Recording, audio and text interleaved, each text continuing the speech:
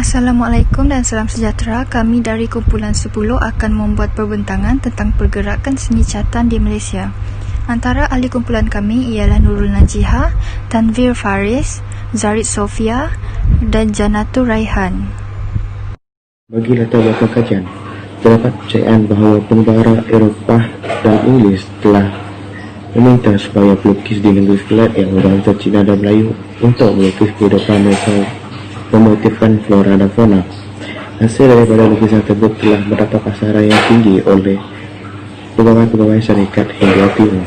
Perkembangan seni moden ini boleh dikesan hingga tahun 1920 semasa kumpulan pindah imperialisme ditubuhkan. Pada tahun 1936, pelukis Cina telah berkumpul di bawah naungan Liu Muxin dan mereka telah menubuhkan Kelab Seni Lukis Cina Pulau Pinang. Mereka telah mengadakan pameran seni dan fotografi yang pertama diadakan. Di pengenalan, asal seni lukis moden Melayu dapat dikesan pada abad ke-20. Perkembangan seni awal lukisan Melayu moden melalui penjajahan British, penyanderaan bangsa dagang dan status pendidikan.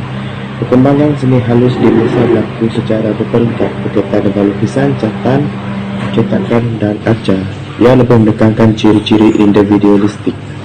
Gerakan seni di Malaysia telah memberi sumbangan melalui usaha-usaha yang dilakukan oleh sekumpulan pelukis berpendidikan sekolah Cina yang mempunyai hubungan dengan Nanyang Academy of Fine Art di Singapura. Seni catatan memberi makna pengekalan pemanjangan, kesinambungan dan pergolangan. Bagi seni tradisional dilakukan secara turun-temurun. Ianya bertujuan untuk melakukan aktiviti ritual. Ianya juga berfungsi dalam warisan budaya adat resam dan juga ianya menunjukkan identiti sebuah bangsa dan kaum. Cara penghasilan atau teknik ialah dilakukan secara manual dan banyak dilakukan menggunakan alat tradisi. Seni catatan tradisional ini lebih bersifat konvensional. Bahan dan media banyak digunakan sebagai bahan semula jadi. Lukisan dan catatan dilakukan di dinding gua, kulit kayu, kulit binatang. Warna atau cat diperoleh daripada bahan semula jadi. Seni catatan ini lebih abstrak, simbolik dan mengutamakan makna nilai estetik. Ia berfungsi memberi kenyataan dari individu, lebih bertumpukan kepada hadiah atau cenderamata. Ia juga bertumpukan kepada komersial untuk mendapatkan sumber pendapat. Lukisan atau catatan dilakukan di atas kanvas, plastik, kaca, fiber dan papan dan lain-lain.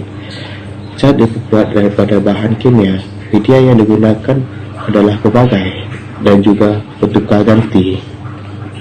Permasalahan kajian gerakan seni catatan di Malaysia ialah seni catatan kurang diberi penghargaan oleh sebilangan masyarakat. Selain itu, gerakan seni di Malaysia dianggap kerjaya yang tidak ada masa depan. Seterusnya, gerakan seni catatan mempunyai kekurangan tenaga mahir dalam bidang seni catatan. Okey, untuk bahagian soalan kajian ini, kumpulan kami telah mengkaji dan mengenal pasti apakah punca-punca yang menyebabkan kegiatan seni catatan ini kurang diberi perhatian oleh segelintir masyarakat yang berada di Malaysia ini sendiri. Dan yang keduanya ialah apakah faktor-faktor yang mempengaruhi gerakan seni catatan tempatan ini dianggap sebagai kerjaya yang tidak menjamin masa depan. Dan yang ketiganya ialah di manakah punca-punca kekurangan tenaga mahir dalam bidang seni catatan ini di Malaysia. Okey, sekarang saya akan membentangkan tentang objektif kajian kami. Kami telah mengemukakan dua objektif kajian, iaitu objektif secara umum dan objektif secara khusus.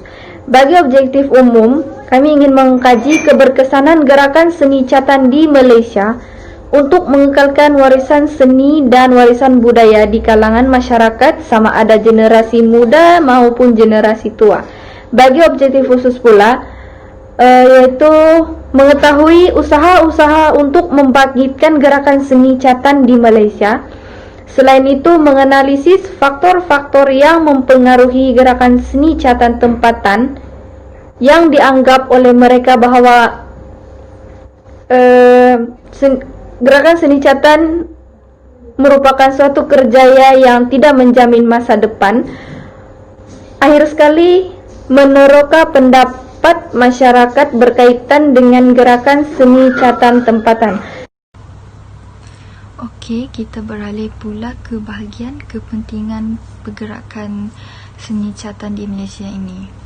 Antara kepentingannya ialah kepentingan kepada setiap pergerakan itu sendiri dan pelukis. Kepentingan kajian ini adalah amat penting dalam usaha untuk menyatu padukan pertubuhan-pertubuhan pelukis-pelukis maupun peminat-peminat seni di seluruh Malaysia maupun di dalam negara ataupun di luar negara.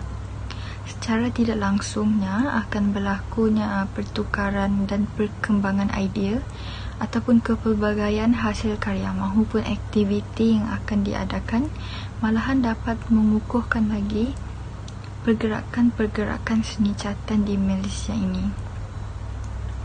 Kepentingan yang keduanya ialah kepentingan kepada masyarakat itu sendiri.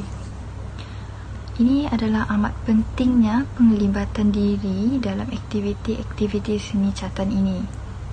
Mereka akan mengetahui perkara asas dalam menghasilkan karya seni untuk permulaan. Jadi itulah kebaikan yang mereka akan dapat jika melibatkan diri dalam aktiviti-aktiviti seni catatan ini. Adalah sebaiknya jika dipupuk dan digalakkan menanam minat untuk membuat seni catatan atau mengikut pelbagai aktiviti seni catatan yang telah diadakan sejak awal lagi. Untuk bahagian metodologi kajian pergerakan seni catatan ini, di Malaysia, aktiviti-aktiviti seni ini telah dipercayai wujud sejak zaman prasejarah lagi. Ianya dapat dibuktikan dengan penemuan lukisan-lukisan zaman purba yang dijumpai di dinding-dinding gua yang dihasilkan oleh manusia purba pada zaman tersebut. Manusia pada zaman tersebut dapat menceritakan peristiwa-peristiwa yang berlaku pada zaman itu hanya dengan menghasilkan lukisan yang sangat banyak dengan makna-makna yang tersirat dan tersurat. Mereka menceritakan aktiviti kehidupan seharian mereka dalam membuat aktiviti pengembaraan, pemburuan dan bercucuk tanam. Okey, ini merupakan lukisan gua yang telah dijumpai di Gua Niah, Sarawak dan Gua Tambun, Perak. Perkembangan seni halus ini berkembang secara berperingkat, sama ada berkaitan dengan lukisan, catatan, cetakan ataupun arca. Dengan bidang-bidang ini, para pelukis dapat meluahkan perasaan ataupun isi hati mereka untuk menceritakan atau menyampaikannya kepada penonton. Terdapat dua perkembangan seni yang telah berlaku pada zaman sebelum merdeka dan zaman selepas merdeka. Ianya telah mewujudkan beberapa pertubuhan maupun gerakan seni. Antaranya pertubuhan Penang Impressionist Society yang telah ditubuhkan pada tahun 1928 di Pulau Pinang, iaitu dua orang pelukis tempatan yang telah menjadi penggerak iaitu Puan Lim Cheng Kung dan Abdullah Arif. Gerakan seni yang aktif pada zaman sebelum merdeka pula iaitu Wednesday Art Group pada tahun 1952, Akademik Seni Nanyang pada tahun 1938 dan banyak lagi. Gambar tersebut merujuk kepada pertubuhan Penang Impressionist Society dan Abdullah Arif. Gerakan yang aktif pada zaman selepas merdeka antaranya ialah Persatuan Pelukis Malaysia pada tahun 1979. Orang penting yang menggerakkan gerakan ini ialah Syed Ahmad Jamal, iaitu pelukis terkenal negara, sebagai presiden gerakan ini. Yoh Jin Leng, Mazli Matsum, Ahmad Khalid Yusof, Reza Piadasa dan lain-lain. Gerakan ini tidak terikat dengan aliran atau pengaruh tertentu, malah ahli gerakan ini telah menghasilkan karya dengan menggunakan gaya dan idea masing-masing. Antara gerakan seni selepas merdeka termasuklah Kumpulan Anak Alam pada tahun 1974, Angkatan Pelukis Malaysia pada tahun 1958 dan lain-lain. Gambar rajah ini menunjukkan pelukis-pelukis negara iaitu Syed Ahmad Jamal, Yeoh Jin Leng dan Reza Piadasa. Pada 28 Ogos 1958, telah wujudnya sebuah bangunan yang diberi nama Balai Seni Visual Negara. Sejak tahun 1954 sehingga tahun 1956, idea penubuhan Balai Seni Lukis Negara ini mula dikemukakan oleh Majlis Kesenian Persekutuan. Tujuan penubuhan Balai Seni Visual Negara ini untuk mengumpul, memelihara, mempamer, mempromosi, memupuk kesedaran, kefahaman dan penghayatan terhadap seni kepada semua lapisan masyarakat. Ianya membolehkan Lembaga Pembangunan Seni Visual Negara menetapkan standard dan mutu seni visual supaya koleksi-koleksi seni visual negara mendapat pengiktirafan yang lebih tinggi. Bagi mendapatkan hasil dapatan kajian, pengkaji telah menggunakan soal selidik. Soal selidik merupakan borang-borang yang mempunyai kandungan soalan untuk diajukan kepada responden. Soal selidik boleh dihasilkan dengan mudah dan ringkas. Jenis soal selidik yang digunakan oleh pengkaji ialah soal selidik tertutup. Soal selidik tertutup ini merupakan soal selidik yang telah tersedia jawapan untuk responden. Selain itu, soal selidik mempunyai dua bahagian, iaitu bahagian A, latar belakang responden, dan bahagian B, objektif berkenaan dengan kajian.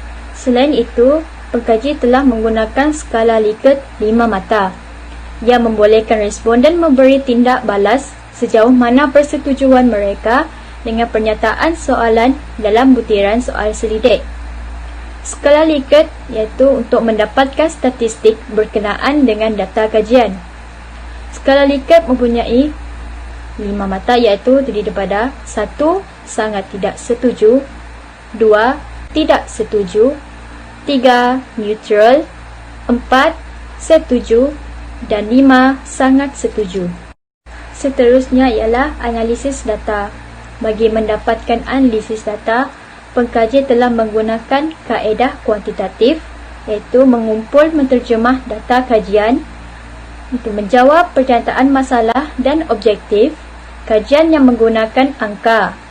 Data yang diperoleh diklasifikasikan untuk penemuan tertentu dalam bentuk statistik. Kaedah disertakan dengan bentuk naratif iaitu menjelaskan data dalam bentuk statistik. Seterusnya ialah teknik penganalisasian data. Pengkaji telah menjalankan penganalisasian data dengan menggunakan perisian Microsoft Excel 2019. Mengumpul data dengan mudah berdasarkan respon dalam soal selidik yang menggunakan Microsoft Form. Perisian Microsoft Excel untuk mengklasifikasikan data dengan lebih kemas. Perisian ini membantu pengkaji untuk menganalisis data dengan lebih mudah dan tepat. Data yang dikumpulkan dari soal selidik Microsoft Form dan telah dianalisiskan akan dipersembahkan dalam bentuk graf. Bagi bahagian pengumpulan data, data statistik adalah diperlukan bagi pengkaji untuk mengumpul data dengan mudah berdasarkan soal selidik yang telah diagihkan kepada responden.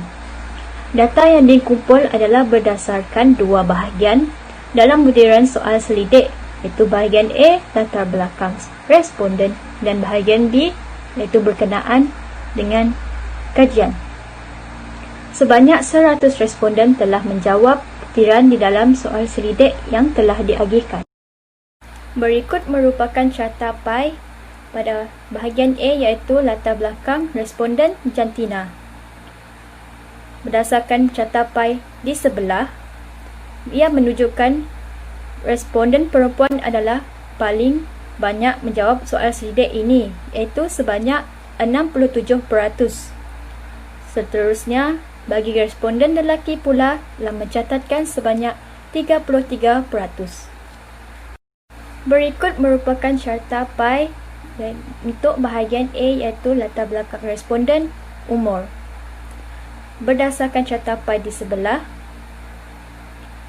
Bagi responden yang berumur 19 hingga 23 tahun, yang merupakan jumlah respon terbanyak iaitu sebanyak 81%.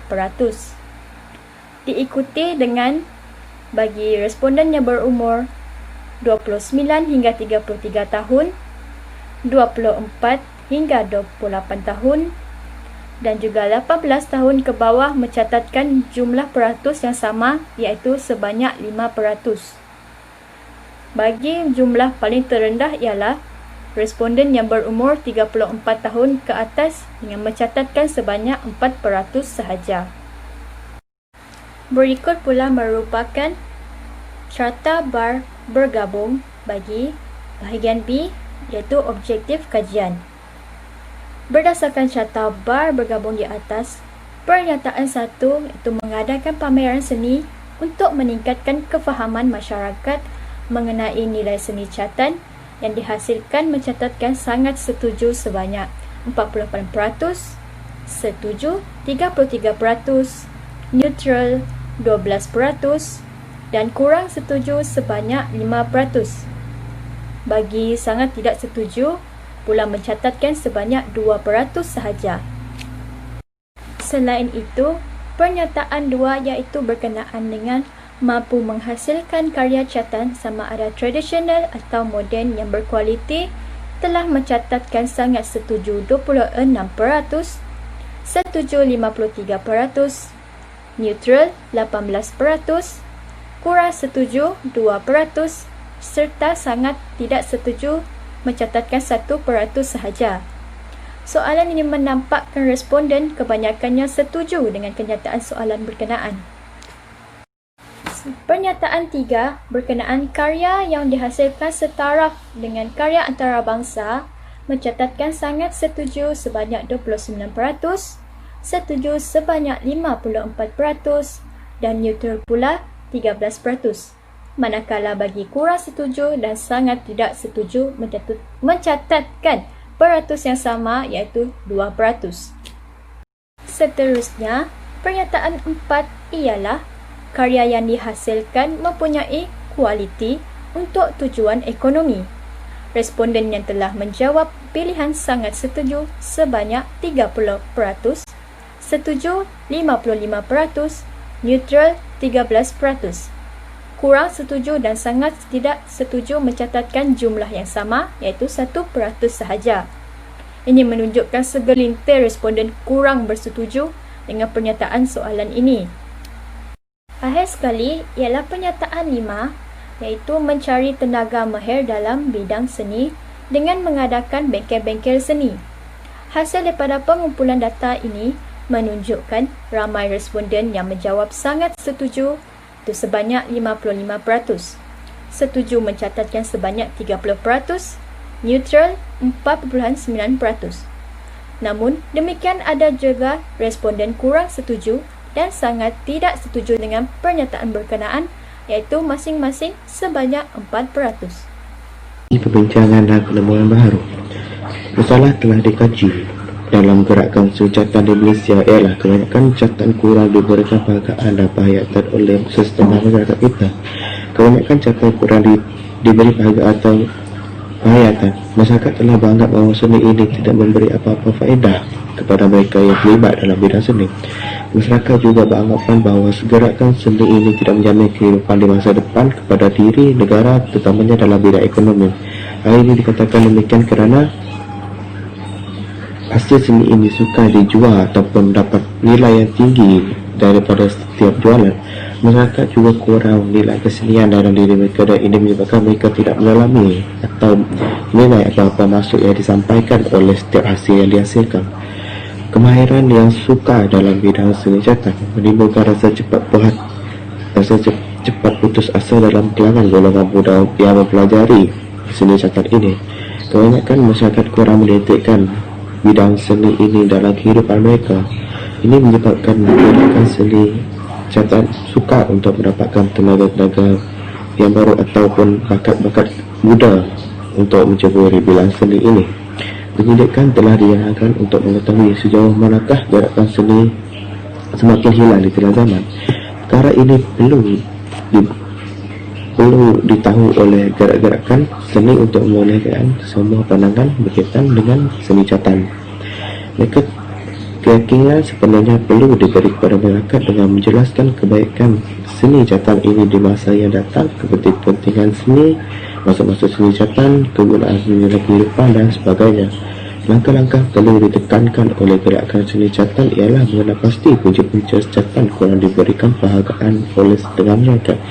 Dengan ini, soal sidik telah dilakukan kepada 100 responden untuk mendapatkan pendapat mereka berkaitan gerakan seni catatan ini. Okey, secara kesimpulan, gerakan seni catatan mestilah memainkan peranan yang penting sekaligus meningkatkan lagi cara penghasilan seni catatan dan memberikan pendedahan awal kepada golongan muda. Bukan itu sahaja, gerakan seni catatan haruslah memberi keutamaan kepada golongan muda untuk mencuburi bidang tersebut kerana segelintir golongan muda mempunyai daya fikiran yang kreatif dan inovatif yang mampu menghasilkan karya seni catatan ini dengan lebih baik dan berkualiti pada masa akan datang. Hal ini kerana golongan muda pada masa kini mempunyai semangat atau tenaga yang kental untuk melaksanakan kerja-kerja berkaitan dengan seni catatan.